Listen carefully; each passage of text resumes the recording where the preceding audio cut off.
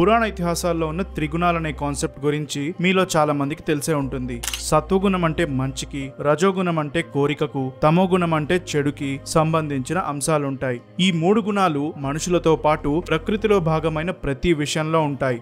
ఆధ్యాత్మికత అంటే స్పిరిచువాలిటీపై ఆసక్తి ఉన్న వాళ్ళు వీటిని అర్థం చేసుకోవడం చాలా అవసరం. అయితే సత్వ తమో గుణాలు చాలా సింపుల్ గా అర్థమైపోతాయి. కానీ ఈ రజోగుణం ఎలాంటిదంటే అటు పూర్తిగా మంచి కాదు, అలాగని పూర్తిగా చెడు కూడా కాదు. ఈ రజోగుణం నుంచి కోరిక అనే భావన కలుగుతుంది. అయితే ఈ కోరిక ఒక హద్దు వరకు ఉంటే మంచిదే, కానీ హద్దు దాటితే అది ఎలాంటి లక్షణాలకు దారి తీస్తుందో చెప్పలేం. ఈ పాయింట్ ని బ్రహ్మ, శివ, రుద్ర వీళ్లకు సంబంధించిన కథతో ఎక్స్ప్లోర్ చేద్దాం. ఇప్పుడు వివరించబోయే కథ అంతా స్కంద పురాణం అవంతి క్షేత్ర మహత్యం అనే భాగంలో 2వ అధ్యాయం నుంచి రెఫర్ చేసింది. శివపురాణం అండ్ పద్మపురాణంలో కూడా ఈ కథకు కొన్ని వర్షన్స్ ఉన్నాయి. అవి మరొక వీడియోలో ఎక్స్ప్లెయిన్ చేస్తాను. ఇక మన ఛానల్లో కంటెంట్ కోసం మేము చేస్తున్న రీసెర్చ్ ని మీరు అర్థం చేసుకుంటూ మాకు సపోర్ట్ చేయాలనుకుంటే ఈ వీడియోకి ఒక లైక్ కొట్టండి అండ్ కామెంట్ పెట్టండి. దానితో మేము మరిన్ని వీడియోస్ మీ ముందుకు తీసుకొస్తాం. ఇక ఈ కంటెంట్ ఇష్టం ఉన్న వాళ్ళకి వెంటనే షేర్ చేయండి. పూర్వం చరాచర ప్రాణులతో సహా యావత్ విశ్వమంతా నాశనమయ్యి కేవలం ఒక పెద్ద సముద్రం మాత్రమే మిగిలింది. దీన్ని గర్భోదకమని అంటారు. భూమి, ఆకాశం, సూర్యుడు, చంద్రుడు, అగ్ని, గ్రహాలు, నక్షత్ర మండలాలు ఇవేవీ లేవు. చివరికి దేవ, అసుర, గంధర్వ, పిశాచ, నాగ, రాక్షసులకు కూడా అస్తిత్వం లేదు. పర్వతాలు, నదులు, సముద్రాలు, కాలువలు ఇవేవీ కూడా లేవు. అంతా చీకటి కమ్ముకున్న ఆ సమయంలో మహాకాలుడైన శివుడు సృష్టిని ప్రారంభించాలనుకోని మన్మధుడు అంటే కామదేవుడు కొలువయ్యున్న తన కుడి చేతి చూపుడు వేలుని గుండ్రంగా తిప్పాడు. మన్మధుడు అప్పటికింకా పూర్తిగా అస్తిత్వంలోకి రాలేదు, అంటే రూపమున్న వ్యక్తిగా ఏర్పడలేదు. ఆ చూపుడు వేలు గుండ్రంగా గీసిన చోట ఒక పిండం బుడగలా మారి ఎదగడం మొదలుపెట్టింది. తరువాత అది బంగారు పిండంగా మారి గుండ్రంగా, భారీగా, బలంగా తయారయ్యింది. శివుడి చేతి నుంచి ఎదిగిన ఈ గుండ్రాటి ఆకారం 2 భాగాలయ్యాయి. కింది భాగం భూమి అయితే పై భాగం నక్షత్రాలతో నిండిన ఆకాశం. అప్పుడు బ్రహ్మ 5 తలలు 4 చేతులతో ఈ 2 భాగాల మధ్య నుంచి ఉద్భవించాడు.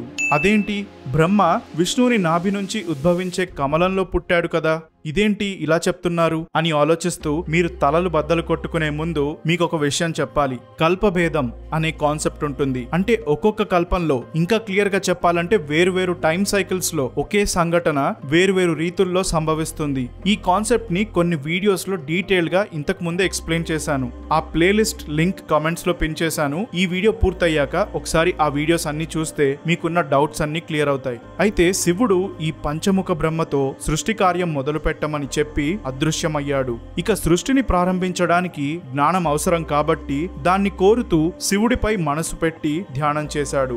అప్పుడు మహాదేవుడు తన తపస్సుకి ప్రసన్నుడై 6 అంగాలు కూడిన వేద జ్ఞానాన్ని ప్రసాదించాడు. ఇక్కడ వేదాలకున్న 6 అంగాలు ఒక ఇంట్రెస్టింగ్ పాయింట్. వేదాంగం అనే పదం వినే ఉంటారు. వేదానికున్న 6 అంగాలు కలిస్తే అవి వేదాంగాలవుతాయి. శిక్ష, ఫొనెటిక్స్, కల్ప, రిచువల్స్, వ్యాకరణ, గ్రామర్, నిరుక్త, ఎటిమాలజీ అంటే పదాల ఉత్పత్తి శాస్త్రం, ఛందస్సు, మెట్రిక్స్, జ్యోతిష్య, ఆస్ట్రానమీ ఇవే ఆ 6 అంశాలు. వీటి గురించి డీటెయిల్ గా మరో వీడియోలో మాట్లాడుకుందాం. అయితే ఈ జ్ఞానమంతా ఉన్నప్పటికీ చాలా కాలం వరకు బ్రహ్మకి సృష్టిని ప్రారంభించే సామర్థ్యం రాలేదు. దానితో మళ్లీ శివుణ్ణి ప్రసన్నం చేసుకోవడానికి ధ్యానం చేయడం మొదలుపెట్టాడు. మహాదేవుడి రూపాన్ని ఊహించుకోలేకపోయినా మనసులో అతని గురించే ఆలోచిస్తూ ఎంతో భక్తితో స్తుతించాడు. ఈ స్తుతి శివుణ్ణి ఆరాధించే వారికి ఎంతో అద్భుతమైన అనుభూతినిస్తుంది. ఇసువంత మలినమైన లేకుండా సాత్వికంతో నిండిన మనసున్న శివుడికి నమస్సుమాంజలి. త్రిగుణాలకు అతీతుడై తన ప్రకాశాన్నంతా వ్యాపింపచేస్తుంటాడు. 6 అంగాలు కలిగిన వేదాల నుంచి విమోచనం, ఆ వేదాలను సృష్టించడం రెండూ తానే. విశ్వానికి నేత్రం అతనే, రూపము అతనే. ముక్తి, ఆనందాన్ని ప్రసాదించే ఓ శివ, మీకు ప్రణామాలు. సృష్టి కార్యకలాపంలో నిమగ్నమైనందుకు రజోగుణాన్ని ఆశ్రయించే మీకు వందనాలు. విశ్వం జీవనోపాధి కోసం సత్వగుణాన్ని ఆశ్రయించిన వారు, తమోగుణంతో దాని అంతానికి కారణమైన వారు అంతా మీరే. జీవులు చిక్కుకున్న ప్రకృతి అనే మాయను అధిగమించిన శివుడికి నమస్కారం. మనుషుల మనసుల్లో నేను అనే అహంకార భావనకు నేను కాను అని తెలియజేసే బుద్ధికి కారణమైన వారు మీరే. అందరికీ ప్రభువుగా ఉంటూ కూడా సృష్టికి మూలమైన 26 తత్వాల్లో సమానంగా ఉంటారు. విశ్వమంతటా తనువులు అంటే రూపాలు లేదా శరీరాలు, భూమి, నీరు, అగ్ని, ఆకాశం, గాలి, చంద్రుడు, సూర్యుడు, ఆత్మరూపం ఇలా అన్నిట్లో వ్యాపించి ఉన్నాయి. ఇంతటి గొప్పవారికి నేను నమస్కరిస్తున్నాను. గతం, వర్తమానం, భవిష్యత్తు అంతా ఆయనే. సృష్టి మొదలయ్యే సమయంలో ఇవన్నీ ఏ పరమాత్మలో ఆవిర్భవించాయో, నిర్వహణ సమయంలో వివిధ లోకాలుగా, జీవులుగా, పదార్థాలుగా ఏ పరమాత్మ వల్ల ఉనికిలో ఉంటాయో, వినాశన సమయంలో అంతమయ్యేవన్నీ ఏ పరమాత్మలో కలిసిపోతాయో అతనికి నేను నమస్కరిస్తున్నాను. ఇలా బ్రహ్మ తనకు తెలిసిన అన్ని విధాలుగా స్తుతించినప్పటికీ శివుడు నేరుగా కనిపించకుండా ఒక వరం కోరుకొమ్మని ధ్వని ద్వారా అడిగాడు. అప్పుడు బ్రహ్మ ఏకంగా ఆ పరమేశ్వరుడినే తన మానస కుమారుడిగా జన్మించమని, దానివల్ల అతనికి కొంత ప్రాముఖ్యత వస్తుందని చెప్పాడు. బ్రహ్మ మనసులోని ఆలోచనలు గ్రహించిన శివుడు, నువ్వు ఏదో కారణం చేత నన్ను నీ మానసపుత్రుడిగా జన్మించమని అడిగావు. ఇలా కోరకూడని వరం అడిగినందుకు నీ తలని శరీరం నుంచి వేరు చేస్తాను. నువ్వు కోరిన ప్రకారమే నాలోని ఒక భాగమైన నీలలోహిత రుద్రుడు నీ కొడుకుగా మారి నీ నుంచి వచ్చే అహంకారపు వెలుగుని కూడా అణచివేస్తాడు. అంటే భవిష్యత్తులో ఏదో ఒక సందర్భంలో బ్రహ్మకు పుట్టే అహంకారాన్ని పోగొడతాడని అర్థం. మరొక విషయం, నువ్వు నన్ను నీ కొడుకుగా పొందాలనే భావన కలిగి నా పట్ల పుత్రవాత్సల్యంతో కూడిన భక్తిని ప్రదర్శించావు. నన్ను పరబ్రహ్మ రూపంలో తెలుసుకోవాలనే ఆసక్తిని చూపించావు. కాబట్టి ఇక నుంచి నువ్వు బ్రహ్మ అనే పేరుతో ప్రసిద్ధి పొందుతావు. దానితో పాటు సృష్టికి తాత అనే పదవితో పితామహ అనే పేరు కూడా పొందుతావు అని చెప్పాడు. ఈ విధంగా బ్రహ్మ వరంతో పాటు శాపాన్ని కూడా పొందిన తరువాత పుత్రుల సృష్టి కార్యాన్ని మొదలుపెట్టాడు. తన తేజస్సుతో సృష్టించిన అగ్నిని ఉపయోగించి హోమం చేస్తుండగా అతని నుదుటపై చెమటలు పట్టాయి. దాన్ని సమిది పట్టుకోనున్న చేతితో తుడుచుకున్నాడు. సమిది అంటే యజ్ఞానికి ఉపయోగించే చిన్న కర్ర లాంటిది. తుడుచుకున్నప్పుడు చెమటతో పాటు ఒక రక్తం చుక్క కూడా కలిసి అగ్నిలో పడింది. అప్పుడు దాని నుంచి 5 తలలు 10 చేతులతో శివుడి అంశ అయిన నీలలోహిత రుద్రుడు ఉద్భవించాడు. అతని దగ్గర ఒక త్రిశూలం, ధనస్సు, ఖడ్గం, శక్తి ఇవన్నీ ఆయుధాలుగా ఉన్నాయి. సింహం చర్మాన్ని వస్త్రంగా ధరించి 15 కళ్లతో ఉన్న ఆ భయంకరమైన రుద్రుడికి ఒక సర్పం యజ్ఞోపవీత జంధ్యంగా మారింది. ముడివేసి ఉన్న అతని జటలో అచ్చం శివుడిలానే నెలవంక చంద్రాకారం కూడా ఉంది. తన కొడుకు రూపంలో వచ్చిన అతన్ని చూడగానే బ్రహ్మ, పినాకపాణి ధరించే ఓ రుద్ర, ఇక నుంచి నువ్వు నీలలోహితుడిగా పిలువబడతావు అని అన్నాడు. బ్రహ్మ సృష్టి కార్యంలో భాగంగా ముందుగా సనక, సనంద మొదలైన మానసపుత్రులతో మొదలుపెట్టి పితృదేవతలు, మరీచి, దక్ష, మనువు ఇలా మిగతా వాళ్లను కూడా సృష్టించాడు.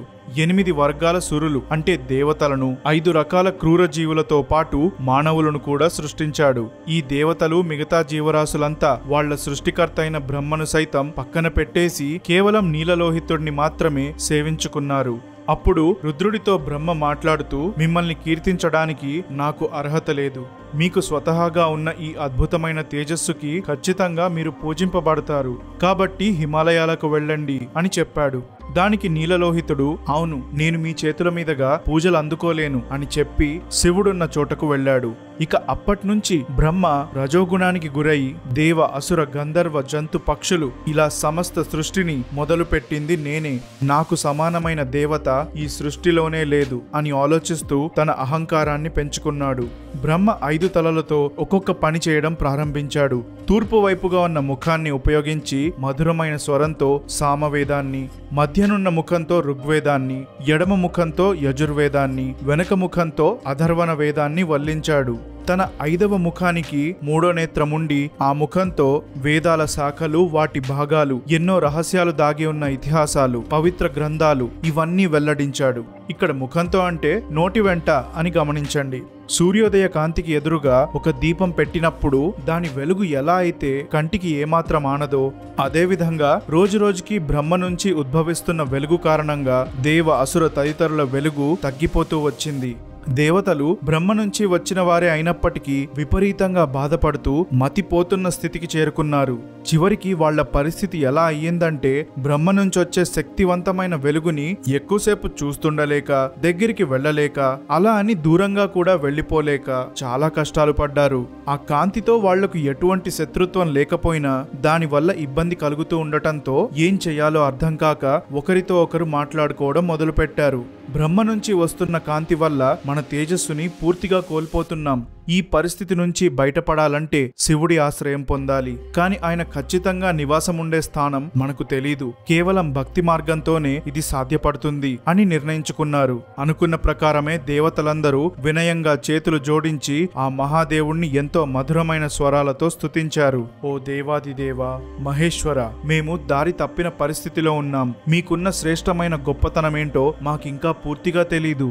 జీవుల అస్తిత్వమైన పరబ్రహ్మం మీరే. సృష్టికి మూలం మీరు. సూర్య, చంద్ర, అగ్ని వీటి కాంతులన్నీ మీ కళ్లల్లో నిక్షిప్తపరుచుకున్నారు. మీ నామస్మరణ చేస్తే చాలు జీవులు అశుభాల నుంచి విముక్తి పొందుతారు. ఓ మహాదేవ, భూమి, నీరు, నిప్పు, చంద్రుడు, సూర్యుడు, ఆకాశం, గాలి వీటితో కూడిన నీ రూపాలు అన్నిటిలోనూ పూర్తిగా వ్యాపించాయి. రజో, సత్వ, తమో గుణాల ద్వారా విశ్వమంతటా మీ చుట్టూరా తిరుగుతూ ఉంటుంది. మీరు లేని చోటంటూ ఎక్కడా లేదు. కాబట్టి మిమ్మల్ని అర్థం చేసుకోవడం అంత సులభమైన పని కాదు. మీరు బ్రహ్మతో మొదలుపెట్టి దేవతలందరినీ మంత్రముగ్ధులను చేసి భరించలేనంతగా భ్రమింపచేస్తారు. ఈ విధంగా దేవతలు శివుణ్ణి స్తుతిస్తుంటే వాళ్లపై కరుణభావం ఉప్పొంగి నేరుగా ఒక ముఖమున్న రూపంలో దర్శనమిచ్చాడు. శివ దర్శనాన్ని పొందిన తరువాత అందరూ మంత్రముగ్ధులైపోయారు. ఇక దేవతలు, ఋషులు, పితృదేవతలు, మానవులు వీళ్ళందరి ద్వారా స్తుతులు అందుకున్న తరువాత శివుడు మాట్లాడుతూ మీకేం కావాలో చెప్పండి అని అడిగాడు. అప్పుడు దేవతలు, మేమెప్పుడూ కూడా మీ రూపాన్ని నేరుగా దర్శించుకోవాలని అనుకుంటాం. అది కుదరకపోయినా మా మీద దయతో ఒక వరాన్ని ప్రసాదించండి. బ్రహ్మ 5వ తల నుంచి ఉద్భవిస్తున్న విపరీతమైన వెలుగు వల్ల మాకున్న తేజస్సు, పరాక్రమం అన్నీ క్షీణించిపోయాయి. దయచేసి కరుణతో మళ్లీ మా పూర్వ వైభవాన్ని మాకు తిరిగి వచ్చేలా చెయ్యండి అని వేడుకున్నారు. వాళ్ల బాధను అర్థం చేసుకున్న శివుడు అందరితో కలిసి బ్రహ్మ ఉన్న చోటకు వెళ్లాడు. దేవతలు అక్కడికి వెళ్ళాక శివుడిపై ఉన్న నమ్మకంతో వాళ్ల ఆసనాల్లో కూర్చున్నారు. 1000 కోట్ల సూర్యుల కాంతితో బ్రహ్మ వెలిగిపోతున్నాడు. కాని అతనిలో నిండిన తమోగుణం వల్ల శివుడు అక్కడికి వచ్చిన విషయాన్ని కూడా గ్రహించలేదు. రాత్రివేళ చంద్రుడు ఎంత వెలుగు పంచినా పగలు సూర్యుడి కిరణాల శక్తికి కనిపించకుండా పోయినట్టు శివుడు, అతని వెంట వచ్చిన రుద్రుడు ఇద్దరి వెలుగు వల్ల బ్రహ్మ ముఖం నుంచి ఉద్భవిస్తున్న కాంతి చిన్నబోయింది. శివుడి అంశైన రుద్రుడు తన కొడుకుగా ఉద్భవించాడన్న భావనతో బ్రహ్మ మనసులో అహంకారం ఉట్టిపడి తన కొడుకుని పలకరిస్తూ కేవలం చేతులతో నమస్కరించి ముఖంపై చిరునవ్వుతో సరిపెట్టాడు. అతను ఆ మహాదేవుని అంశ అన్న విషయం గుర్తు చేసుకోలేదు. అప్పుడు శివుడు కూడా కేవలం చిరునవ్వుతో తన సమాధానాన్ని వ్యక్తపరిచాడు. ఆ మహాదేవుణ్ణి పూర్తిగా అర్థం చేసుకోకుండా విర్రవీగుతున్న బ్రహ్మను చూసి ఒక్కసారిగా శివుడు గట్టిగా నవ్వడం మొదలుపెట్టాడు. తరువాత దేవతలందరూ చూస్తుండగానే ఒక అరటి చెట్టు నుంచి అరటికాయను వేళ్లతో తెంపినట్టుగా తన ఎడమ చేతి బొటనవేలు గోరు అంచుతో బ్రహ్మ 5వ తలను తెంపేశాడు. బ్రహ్మ ఆ విషయాన్ని గ్రహించే లోపే తన తల శివుడి నుంచి రుద్రుడి చేతుల్లోకి వెళ్లిపోయింది. అప్పుడు ఆ క్షణం దేవతలందరి మధ్య ఉన్న బ్రహ్మ ఒక్కసారిగా రుద్రుని చేతుల్లో తన తలను చూసి భయంతో వణికిపోయాడు. గ్రహాల మధ్యున్న చంద్రుడు వెలుగుతున్నట్టు రుద్రుడి చేతి వేళ్ల మధ్యలో ఉన్న బ్రహ్మ శిరస్సు వెలిగిపోతూ ఉంది. అప్పుడు శివుడు బ్రహ్మ 5వ శిరస్సుని కపాలంగా పట్టుకుని ఒక్కసారిగా ఎగిరి తాండవం చేశాడు. అలా తాండవిస్తుంటే కైలాస శిఖరం అంచునున్న సూర్యుడిలా అనిపించాడు. ఇక బ్రహ్మలో ఉన్న అహంకారానికి కారణమైన ఆ 5వ శిరస్సు నాశనం అవ్వడంతో దేవతలందరూ సంతోషించి అనేక విధమైన శ్లోకాలు, స్తుతులతో శివుణ్ణి, రుద్రుణ్ణి పూజించారు. ఆ పూజల్లో దేవతలు శివుడికున్న రుద్రాంశను ఉద్దేశిస్తూ కపాలధారి అయిన మహాకాలుడికి, శంఖధారికి నమస్సుమాంజలి, శ్రేయస్సుతో పాటు జ్ఞానాన్ని కలిగున్న భగవంతునికి నమస్కారాలు, ఆనందాలన్నిటినీ ప్రసాదించి అహంకారాన్ని నాశనం చేసి ఆఖరిగా దేవతలందరితో సమానంగా ఉండే భగవంతునికి మా నమస్సుమాంజలి. మీరు కాలాన్ని నాశనం చేసేవారు కాబట్టి మహాకాలుడిగా పేరు పొందారు. భక్తుల కష్టాలు తీరుస్తారు కాబట్టి మిమ్మల్ని అందరూ ఇష్టపడతారు. భక్తులకు శ్రేయోభిలాషి అయినందుకు మీరు శంకరునిగా పిలువబడ్డారు. బ్రహ్మ శిరస్సుని నరికి ఆ పుర్రెను పట్టుకొని ఉన్నారు కాబట్టి మీరు కపాలధారి అని కీర్తించబడ్డారు. ఇక మా చేతలతో మీరు ప్రసన్నులయ్యారని మేము భావిస్తున్నాం. ఈ విధంగా స్తుతించబడ్డ శంకరుడు తన మనసులో సంతోషించాడు. కరుణ భాండాగారమైన భగవంతుణ్ణి దేవతలు నమస్కరించడంతో అతను అక్కడి నుంచి అదృశ్యమయ్యాడు. వేదాలకు నిలయమైన బ్రహ్మను జయించిన తరువాత అసాధారణమైన తేజస్సు పరాక్రమం కలిగిన ఆ రుద్రుడు విజయంతో ప్రకాశించాడు. తెల్లటి పుర్రెను పట్టుకుని ఒక మాలగా ధరించి శివుడి దగ్గరకు వెళ్లి అక్కడే నివాసముండిపోయాడు. సో ఇక్కడితో ఈ కథ పూర్తయిపోతుంది. ఇక ఈ కథలో మనం గమనించదగిన విషయాలు: తనను సృష్టించిన శివుడికే తండ్రిగా నిలవాలన్న కోరిక తీరిన కాసేపటికి అది అహంకారం పెరగటానికి కారణమయ్యింది. ఇప్పుడు ఇదే కోరిక అండ్ అహంకారం అనే పాయింట్ మన డే టు డే లైఫ్ తో పోల్చి చూస్తే అనుకున్న కోరికలన్నీ తీరిపోతుంటే జీవితంలో కష్టాలు ఎలా ఉంటాయో అర్థం కాదు. సుఖాలిచ్చే కంఫర్ట్ జోన్ లో కూరుకుపోతాం. అప్పుడు ఎదుటి వాళ్ళు ఎదుర్కొన్న కష్టాలు మనం ఎక్స్పీరియన్స్ చేయలేదు కాబట్టి ఇతరులను ఏమాత్రం అర్థం చేసుకోలేం. ఇక కథలో నేను సృష్టికర్తను, నేను ఆ పరమశివుడి అవతారాన్ని సృష్టించాను అని బ్రహ్మ చేసిన ఆలోచనల్లో నేను అనే భావన కనిపిస్తుంది. ఇదే అహంకారానికి పునాది. అంతా నా వల్లే సంభవిస్తుంది, నేను లేకపోతే ఎవ్వరూ లేరు, ఇలాంటి ఆలోచనలకు దూరంగా ఉండాలి. ఇక్కడ కూడా మన డే టు డే లైఫ్ తో పోల్చి చూస్తే మనం ఉన్నా లేకపోయినా అన్ని పనులు వాటంతటా అవే గడుస్తుంటాయి. ఈ విషయం గుర్తుపెట్టుకోవాలి. దానితో పాటు ఈ కథ నేర్పే మెటఫర్ ని అలవర్చుకోవాలి. గుణాలకు అతీతుడైన శివుడు జ్ఞానోదయానికి వ్యక్తిత్వ రూపం. ఆయన వచ్చి అహంకారానికి ప్రతినిధి అయిన బ్రహ్మ 5వ శిరస్సుని పెకిలించినట్టుగా జ్ఞానం అనే ఆయుధంతో మనలో ఉన్న తమో రజో గుణాల వల్ల పుట్టే చెడు లక్షణాలను మనసు నుంచి పెకిలించాలి. ఇక్కడ జ్ఞానం అంటే ఆధ్యాత్మికత అని గమనించుకోండి. సో స్పిరిచువల్ నాలెడ్జ్ పెంచుకొని రోజువారీ జీవితంలో అలవర్చుకునే ప్రయత్నం చేయండి. మన ఛానల్లో అప్లోడ్ అయ్యే ప్రతి వీడియో అటువంటి ఏదో ఒక విషయాన్ని అందిస్తుంది. సో ఆ కంటెంట్ అంతా మీకు సహాయపడుతుంది. అది ఫ్రెండ్స్ ఇవాల్టి వీడియో. కంటెంట్ని చివరి వరకు చూసిన మీ అందరికీ చాలా చాలా థ్యాంక్స్. మన ఛానల్కి ఇంకా సపోర్ట్ చేయాలనుకుంటే ఒక లైక్ కొట్టి కామెంట్ పెట్టండి. అలాగే ఇటువంటి కంటెంట్ని ఇష్టపడే వారికి వెంటనే షేర్ చేయండి. మేము అప్లోడ్ చేసే ప్రతి వీడియో మీరు మిస్ అవ్వకూడదంటే వెంటనే ఆ సబ్స్క్రైబ్ బటన్ క్లిక్ చేసి బెల్ ఐకాన్ యాక్టివేట్ చేస్తున్నప్పుడు ఆల్ నోటిఫికేషన్ సెలెక్ట్ చేయండి. నేను మీ లైఫ్ ఓరామా, తిరిగి కలుస్తూనే ఉందాం.